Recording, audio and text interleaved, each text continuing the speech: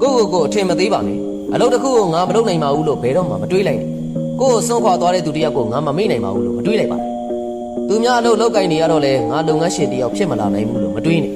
ကိုမှတီးတိုးပေါ်မရှိလို့လေငါတယောက်တည်းမနေနိုင်ပါဘူးလို့လည်းမတွေးပါနဲ့ကိုတန်ဖိုးထားတဲ့သူတွေကိုဆုံးရှုံးလို့လေငါဘဝအတိတ်ပဲမဲ့သွားပြီလို့မတွေးလိုက်နဲ့ကျုံတဲ့ချင်းတွေဂျုံနေရလို့ကိုအသုံးမကျတဲ့သူကလာလို့လည်းမတွေးနဲ့ကံကြမ္မာစိုးတွေမှွေနှောက်နေတိုင်းငါဘဝကလည်းဘယ်တော့မှကံမကောင်းနိုင်ဘူးလို့မတွေးနဲ့